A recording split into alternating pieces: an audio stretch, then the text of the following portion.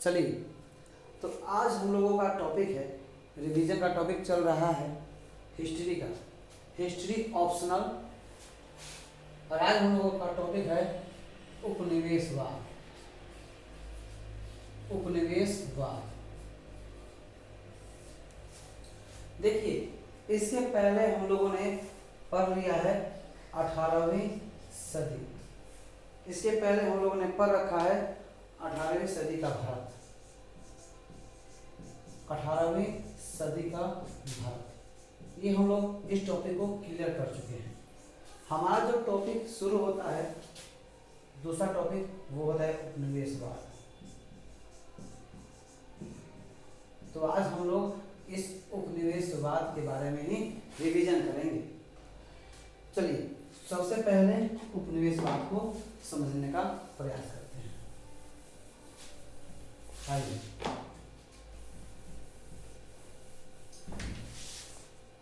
देखिए, ये है हमारा टॉपिक उपनिवेशवाद। लाइट को ऑन कर लेते हैं। ये है उपनिवेशवाद।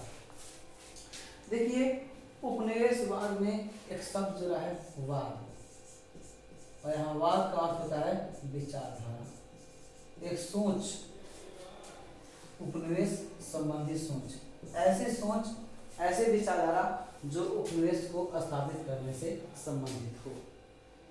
अब मुद्दा आता है कि उपनिवेश क्या है। उपनिवेश को समझने के लिए या उपनिवेशवाद को समझने के लिए हम दो देशों का उदाहरण लेंगे। पहले ये है ब्रिटेन।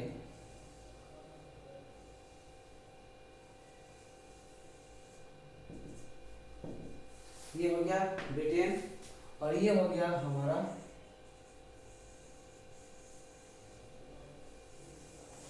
ये हो गया भारत। ये हो गया ब्रिटेन और ये हो गया भारत। ये शक्तिशाली राष्ट्र। ये बात तब की है, उपनिवेशवाद का चरण है 1757 से 1813। आज हम चर्चा करेंगे कि 1757 से शुरू क्यों और 1813 में खत्म क्यों। पहले हमने जानकारी के लिए 1757 और 1813 ले लिया। तो हम लोग समझते हैं उपनिवेश क्या होता है और उपनिवेशवाद क्या होता है। देखिए, ये है शक्तिशाली राष्ट्र, और ये हो गया इसकी तुलना में, शक्तिशाली राष्ट्र की तुलना में ये हो गया कमजोर राष्ट्र। तो जब एक शक्तिशाली राष्ट्र अपने कमजोर राष्ट्र पर या किसी कमजोर राष्ट्र पर अपना प्रभुत्व स्थापित कर ले, चाहे वो मानसिक रूप से हो या फिर आर्थिक, सामाजिक, किसी भी रूप में हो, एक शक्तिशाली राष्ट्र दूसरे कमजोर राष्ट्र पर अपना प्रभुत्व स्थापित कर ले, तो ऐसे में जिस राष्ट्र पर प्रभुत्व स्थापित किया गया है, उस कमजोर राष्ट्र को कहेंगे उपनिवेश। और जिस शक्तिशाली राष्ट्र ने प्रभुत्व स्थापित किया है, उस राष्ट्र को कहेंगे औपनिवेशिक राज्य। औपनिवेशिक राज्य। पहली बात ये कि औपनिवेशिक राज्य उपनिवेशों पर प्रभुत्व स्थापित करते हैं, इस उपनिवेशवाद की विचारधारा के अंतर्गत। दूसरी बात, जो भी औपनिवेशिक राज्य होंगे, उपनिवेशों में वही काम करेंगे जो जिनसे इनका अपना हित सधता हो, यानी उपनिवेशों का हित, इनका हित, इनके हित के, जो शक्तिशाली हित राष्ट्र हैं, उनके हित के अधीन होगा। उनके हित के अधीन होगा कहने का सीधा सा अर्थ है कि ये शक्तिशाली राष्ट्र अपने उपनिवेशों में सिर्फ वही गतिविधि करेंगे, वही काम करेंगे जिनसे इनका फायदा हो, इन्हें लाभ मिलता हो। शक्तिशाली राष्ट्र अपने लाभ के लिए ही इन देशों में, कमजोर राष्ट्रों में, उपनिवेशों में कोई काम करेंगे। उदाहरण के लिए मान लीजिए यहाँ से इंग्लैंड से कंपनी आई थी, ब्रिटिश ईस्ट इंडिया कंपनी। दर्शाने के लिए एक व्यक्ति के रूप में दर्शा दें, जैसे तो वो एक कंपनी थी, स्टॉक मार्केट वाली कंपनी। एक व्यक्ति हो गया जो ब्रिटिशर्स है, अंग्रेज है, अंग्रेज है। और इस ब्रिटिशर्स के लिए, इस अंग्रेज के लिए ये भारत क्या हो जाएगा, एक कमजोर राष्ट्र, उपनिवेश हो जाएगा। और इस ब्रिटिश के लिए ये राष्ट्र हो जाएगा मातृदेश, मातृदेश। तो ऐसे में ये व्यक्ति, ये कंपनी हो या व्यक्ति हो, जो भी हो, ये व्यक्ति अगर कमजोर राष्ट्र जैसे भारत को अगर अपना उपनिवेश स्थापित कर लिया है, अपना उपनिवेश बना लिया है, तो वो भारत में सिर्फ वही काम करेगा जिससे इस भारत को फायदा हो ना हो अलग बात है, परंतु इस देश को फायदा जरूर हो। अभी अलग बात है कि कोई ऐसा काम करे जिससे अपने फायदे को देखकर काम करे और उससे फायदा इस देश को हो जाए। इस उपनिवेशवाद में ये व्यक्ति उपनिवेश को स्थापित किया है सिर्फ और सिर्फ एक उद्देश्य से, ताकि यहाँ से अधिक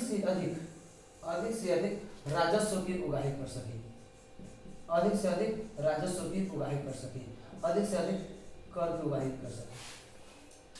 सीधी सी बात है कि जब कर के लिए, अधिक से अधिक राजस्व की उगाही के लिए जब काम किए जाते हैं, तो सीधी सी बात है उपनिवेशवाद शुद्ध रूप से एक आर्थिक गतिविधि है, आर्थिक गतिविधि है। उपनिवेशवाद शुद्ध रूप से आर्थिक गतिविधि है। हाँ, अब अलग बात है कि ये चूंकि अपने फायदे के लिए काम करने वाला है, अधिक से अधिक लाभ प्राप्त करने के लिए इस देश को उपनिवेश स्थापित किया गया है, इस देश को उपनिवेश बनाया गया है। तो लाभ कमाने के लिए चाहे इस देश के सामाजिक व्यवस्था को परिवर्तित करना हो या उसमें हस्तक्षेप करना हो, चाहे इसके राजनीतिक स्थिति में हस्तक्षेप करना हो, चाहे इसके प्रत्यक्ष रूप से आर्थिक क्षेत्र में हस्तक्षेप करना हो या उसके मूल्यों को, उसके नीतियों को परिवर्तित करना हो, चाहे सांस्कृतिक क्षेत्र में प्रवेश करना हो, उसमें हस्तक्षेप करना हो, मैंने सामाजिक, आर्थिक, राजनीतिक, सांस्कृतिक सारे के सारे क्षेत्रों में ये उनकी नीति का निर्धारण करेंगे ताकि इन्हें अधिक से अधिक लाभ मिल सके। तो वास्तव में उपनिवेशवाद एक आर्थिक गतिविधि है, परंतु यह उपनिवेशों के सामाजिक, आर्थिक, राजनीतिक, सांस्कृतिक सारे के सारे तथ्यों को यह निर्धारित करता है। कौन? ये उपनिवेशवाद के तहत ये औपनिवेशिक राज्य, ये हो गया उपनिवेशवाद। अब मामला सारा का सारा मामला सलट करके या यहीं पे एकत्रित हो जाता है राजस्व या कर पर। सीधी सी बात है, ये उपनिवेशवाद की उत्पत्ति भी इसी शब्द से यहीं पर छिपी हुई है कि आगे उपनिवेशवाद आया क्यों? तो कर वसूलने के लिए, अधिक से अधिक राजस्व हासिल करने के लिए। मामला आता है कि राजस्व को हासिल करने की इन्हें जरूरत क्यों पड़ी? हम लोग पहले ही पढ़ चुके हैं कि जब ब्रिटिश कंपनी यहाँ से भारत से व्यापार करने आ रही थी, तो यहाँ से कच्चे माल खरीदने के लिए, क्योंकि भारत एक बहुत बड़ा बाजार था, तो कच्चे माल खरीदने के लिए, यहाँ से वस्तु खरीदने के लिए ये क्या करती थी? अपने यहाँ से बहुमूल्य धातु लेकर आती थी, चाहे वो सोना हो, चाहे चांदी हो, जो भी हो, मुख्य रूप से चांदी लेकर आते थे या फिर और भी बहुमूल्य धातुएं लेकर आते थे। तो देखिए ध्यान से, इंग्लैंड से जा रहा है बहुमूल्य धातु, ये जाने का संकेत है। बहुमूल्य धातु जा रही है, जैसे चांदी, सोना, और आ रही है क्या? इधर से आ रही है क्या? यहाँ पर ये आने का संकेत है। देखिए यहाँ पे आ रही है क्या? तो ये है कच्चा माल। अब सीधी सी बात है कि इंग्लैंड की सरकार को, ब्रिटेन की सरकार को खराब तो लगेगा नहीं। ये तो कहेगी, कंपनी कहेगी कि भाई साहब आप ऐसा कोई रास्ता अपनाइए कि आप वहाँ से सामान भी ला लीजिए और हमारे यहाँ से किसी भी तरह का कोई बहुमूल्य धातु भी ना जाए, नहीं तो हमारे संसाधन दूसरे देशों में जा रहे हैं तो हमारी अर्थव्यवस्था डगमगा सकती है। ऐसी स्थिति में इस कंपनी के पास एक ही रास्ता बचता है कि भारत से रुपए लेना, उसको यहीं पर खर्च करना और उसे कच्चा माल खरीद करके तब ब्रिटेन में लेकर आना। और भारत से रुपया प्राप्त करने का एक ही स्थिति था, एक ही शब्द था, यहाँ के राजनीति में प्रवेश कर जाए। राजनीति में प्रवेश करेगी, यहाँ का शासक बनेगी, तो यहाँ से कर ले लेगी, टैक्स ले लेगी, और टैक्स लेने के बाद उस कर से प्राप्त जो राशि होगी उसका कुछ हिस्सा खर्च करेगी यहाँ से कच्चे माल खरीदने में, और तब कच्चा माल ले जाएगी इंग्लैंड में, ब्रिटेन में, और यहाँ पर सामान बनाएगी, कपड़े बनाएंगी और वो भारत में भेजेगी। ऐसी स्थिति में इंग्लैंड से रुपए भी नहीं आए, कोई बहुमूल्य धातु भी नहीं आई, और कच्चा माल भी वापस चला गया। इसीलिए अंग्रेज भारत की राजनीति में प्रवेश किए, और भारत की राजनीति में प्रवेश करने के लिए 1757 का वर्ष, जिसमें पलासी का युद्ध शुरू होता है, और सिराजुद्दौला को हरा करके बंगाल के 24 परगना की दीवानी हासिल कर ली गई। तभी से कहा गया है, और दीवानी हासिल करने के साथ उसे राजस्व भी मिल गया, फ्री टैक्स यानी टैक्स फ्री इन्हें व्यापार करने का भी अधिकार मिल गया 24 परगना में, यानी उपनिवेशवाद की शुरुआत 1757 में ही हो गई। इसीलिए 1757 से 1864 के साथ ही भारत में उपनिवेशवाद की शुरुआत मानी जाती है। तो उपनिवेशवाद में देखा एक विचारधारा है, इसमें एक शक्तिशाली राष्ट्र दूसरे कमजोर राष्ट्र को उपनिवेश बनाता है, और अपना उद्देश्य रखता है कि इस कमजोर राष्ट्र से यानी उपनिवेश से अपने मातृ देश के हित को साधना। अलग बात है, इस हित को साधने के लिए भारत जैसे कमजोर राष्ट्रों में चाहे अच्छा काम करना हो या बुरा काम करना हो, जो भी करना हो, बस अपना फायदा हो जाए। अब इसके एवज में कभी कभी भारतीयों का शोषण भी हुआ, तो कभी कभी भारतीयों को फायदा भी मिला। एग्जाम्पल के तौर पर देख लें तो ब्रिटिशों ने अधिक से अधिक राजस्व हासिल करने के लिए या अपनी सत्ता को कायम करने के लिए इन लोगों ने यहाँ पर अंग्रेजी शिक्षा का विकास किया। तो अंग्रेजी शिक्षा का विकास करने के एवज में हम लोग ये नहीं कर सकते कि अंग्रेजों ने हमारे लिए बहुत अच्छा काम कर दिया, हालांकि इससे हम लोगों को फायदा हुआ, परंतु ये नहीं कह देंगे कि अंग्रेजों ने हमारे लिए बहुत बड़ा काम किया, हम इसे श्रेय नहीं देंगे। हम नहीं कहेंगे कि भाई ब्रिटेन महान थे। अंग्रेजों ने हमारे यहाँ सती प्रथा का अंत किया, विलियम बेंटिंक याद होगा 1829 वैधानिक रूप से अंत किया सती प्रथा का, लेकिन इसके लिए हम नहीं कहेंगे कि ये लोग विलियम बेंटिंक अच्छे व्यक्ति थे। हाँ, इतना जरूर है, इसे इस तरह से समझ सकते हैं कि जैसे मान लीजिए एक व्यक्ति जो बकरे को हलाल करने वाला हो, बकरा बेचने वाला व्यक्ति अगर बकरे को बचपन से खूब खिला पिला रहा हो, इस उद्देश्य से उसे खिला पिला करके मोटा कर देंगे। मोटा करने के बाद जैसे वो बकरा बड़ा हो जाएगा तब उसे मोटा रकम हासिल करेंगे, उसे बेच करके अधिक से अधिक धन कमाएंगे। और जैसे वो बकरा मोटा हो जाए, बड़ा हो जाए, तो उसके बाद वो बकरा किसी भी तरह से अगर उस व्यक्ति से बच निकले और बाद में वो बकरा उस व्यक्ति के पास से गुजरे, वो भी ऐंठ करके बाद सामने से गुजरे, नजर से नजर मिला करके सामने से गुजरे, और वो व्यक्ति जिसने उसे पाल पोस कर बड़ा किया था, अगर वो कहे देखो कितना कृतज्ञ व्यक्ति है, मैंने उसे खिला पिला कर बड़ा किया, मैंने उसे उतना मोटा तगड़ा बनाया, और वो उसे कम से कम मेरे सामने झुकना तो चाहिए था। तो क्या ये मेरा कहना यानी उस व्यक्ति का कहना क्या यह गलत सही है?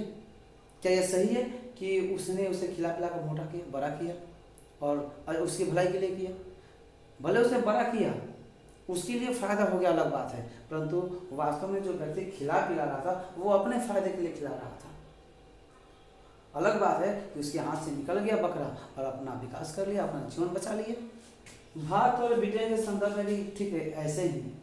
ब्रिटेन ने भारत में अंग्रेजी शिक्षा का विस्तार किया, तो इसका अर्थ ये नहीं कि ब्रिटेन ने हमारे साथ अच्छा किया, नहीं, उन्होंने तो सिर्फ अंग्रेजी शिक्षा का विकास इसलिए किया क्योंकि वे यहाँ पर अपनी सेना रखना चाहते थे, वे अपना अस्तित्व बनना चाहते थे, अपने लिए मजदूर रखना चाहते थे ताकि कंपनी में काम कर सके।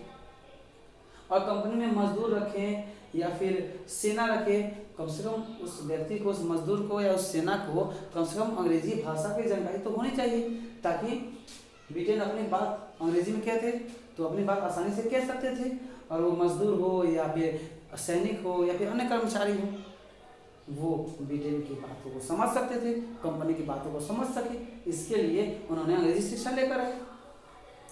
अब अंग्रेजी शिक्षा लेकर आए तो अलग बात है, इसका फायदा ये तो अपने फायदे के लिए कर रहा था, अलग बात हुआ इसका फायदा भारतीयों ने उठाया। कुछ विद्वान अंग्रेजी के जानकार विद्वान हुए और उन्होंने अंग्रेजों की चाल को, उनकी रणनीति को समझा, भारतीयों ने उनका अपनी भाषा में अनुवाद करके बढ़ा चढ़ा करके या फिर जो भी हो भारत के लोगों को जागरूक किया और अंग्रेजों के चंगुल से मुक्ति पाई, ब्रिटिश कंपनी के चंगुल से मुक्ति पाई। और अब हम ये कहें कि अंग्रेजों ने हमारे यहाँ जैसे रेलवे का विकास किया, रेलवे का विकास उन्होंने क्या हमारे लिए किया था? उन्होंने तो अपने सामान के लिए किया था, अपना सामान एक जगह से दूसरी जगह पहुंचा सके, उनका व्यापार सुदृढ़ हो सके। ये अलग बात है, उसका फायदा भारतीयों को मिल गया। भारतीयों ने भारत के लोग एक जगह से दूसरी जगह आने जाने लगे, एक जगह से दूसरी जगह आने जाने लगे। इससे हुआ क्या कि पूरे भारत में राजनीतिक एकता आई, सारे लोग एक दूसरे से जुड़े, एक दूसरे से आसानी से संपर्क कर सकते थे, तो भारतीयों को फायदा मिल गया। अलग बात है, यानी शक्तिशाली राष्ट्र अपने हित के लिए उपनिवेशों में काम करते हैं। ये अलग बात है, इन उपनिवेशों के हित, इन औपनिवेशिक राज्यों के हितों के अंदर ही इस उपनिवेश का हित सध जाए तो अलग बात है।